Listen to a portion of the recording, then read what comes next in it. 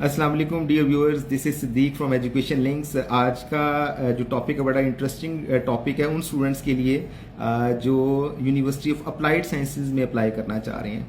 तो बहुत सारे स्टूडेंट्स के क्वेश्चन ये थे कि जी यूनिवर्सिटी ऑफ अप्लाइड साइंसेज का जो टेस्ट है उसका फॉर्मेट कैसा होता है, और अगर हम वो टेस्ट ना देना चाहें तो हमारे पास अदर ऑप्शन क्या आ जाती है। लेकिन या तो आप सेट कर लें, जो स्टूडेंट सेट कर लेंगे उनको इस एंट्रेंस एग्जाम में जाने की ज़रूरत ही नहीं है, और जो सेट नहीं करना चाहते, अनफॉर्चुनेटली पाकिस्तान में जो है वो सेट का ट्रेंड इतना ज़्यादा नहीं है, तो ज़्यादातर स्टूडेंट्स जो है वो फिर एंट्रेंस एग्जाम के थ्रू ही जाते हैं। उनके लिए दो जो है वो न्यूज़ हैं जो मैं शेयर करना चाहूँगा। Number one, now E passport is mandatory कि अगर आप यूनिवर्सिटी ऑफ अप्लाइड साइंसेज के टेस्ट में जो है वो अपीयर होना चाहते हैं तो।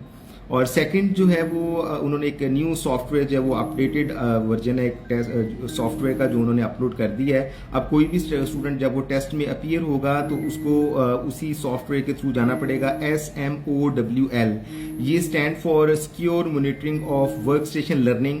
ये सॉफ्टवेयर में जब आप अपीयर हो अपने आप को लॉग इन कर लेंगे तो आपकी सारी विंडोज जो है वो क्लोज हो जाएंगी, और जो स्टूडेंट्स जो है उसके अंदर कोई भी विंडो ओपन करेंगे या मल्टीपल जो है वो माउसेज यूज करके किसी की हेल्प लेने की कोशिश करेंगे, चैट जीपीटी के थ्रू जाएंगे तो ऑटोमेटिकली वो उनको वो डिस्क्वालीफाई कर दी जाएगा टेस्ट के लिए। तो ये तो दो न्यूज़ थी जो आपसे शेयर करनी थी। अब टेस्ट के हवाले से बात करते हैं तो टेस्ट के दो फेज होते हैं। पहला जो है वो रिटन एग्जाम है। अब कोई भी स्टूडेंट जो है चाहे वो बिजनेस के लिए अप्लाई करना चाह रहा है, सोशल साइंसेज के लिए अप्लाई करना चाह रहा है या हेल्थ साइंसेज के प्रोग्राम को टारगेट कर रहा है, तो तीन बेसिक टेस्ट तो उसको पहले पास करने ही करने हैं। उसमें जो फर्स्ट यानी कि टेस्ट आ जाएगा वो आपका आ जाएगा जी रीजनिंग स्किल्स का। सेकंड आपका आ जाएगा इंग्लिश स्किल्स का। रीजनिंग स्किल का टेस्ट जो है वो 25 मिनट्स का है, जो इंग्लिश स्किल का टेस्ट है वो 20 मिनट्स का है, और थर्ड टेस्ट जो है वो मैथमेटिक्स का बेसिक मैथमेटिक्स का टेस्ट है वो 20 मिनट्स का है। तो ये तीन टेस्ट जो है वो मैंडेटरी हैं अगर आप सोशल साइंसेज को टारगेट कर रहे हैं या बिजनेस को टारगेट कर रहे हैं या इंजीनियरिंग को टारगेट कर रहे हैं। अब ये तीन टेस्ट देके वो जो स्टूडेंट सोशल साइंसेज वाले और बिजनेस वाले थे उनका तो ये टेस्ट यहाँ पे खत्म हो गया।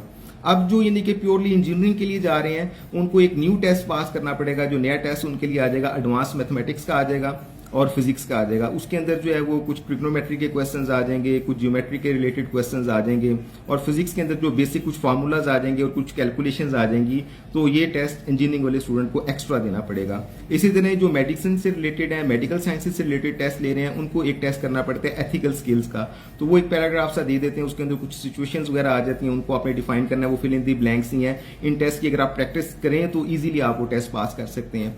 तो ये आज हमने डिस्कस किया है छोटी सी एक शॉर्ट सी वीडियो के अंदर कि जो students university of applied sciences को टारगेट कर रहे हैं उनको जो है वो क्या क्या करना है। ई पासपोर्ट और जो न्यू उन्होंने सॉफ्टवेयर अपलोड किया है उसके मुताबिक उसने अपनी चीज़ों को देखना है। एंड थर्ड वन, जो टेस्ट थे वो मैंने एक्सप्लेन कर दिए हैं कि तीन टेस्ट जो है वो मैंडेटरी हैं। इंजीनियरिंग के स्टूडेंट के लिए भी चौथा टेस्ट है जो एडवांस मैथमेटिक्स का है। इसी तरह मेडिसिन से रिलेटेड जो स्टूडेंट्स हैं उनके लिए एथिकल स्किल्स का एक टेस्ट है। थैंक यू वेरी मच जी, कीप वॉचिंग अस। इंशाल्लाह कल जो है वो एक नई वीडियो के साथ आपका जो सेकंड फेज है टेस्ट का उसको एक्सप्लेन किया जाएगा।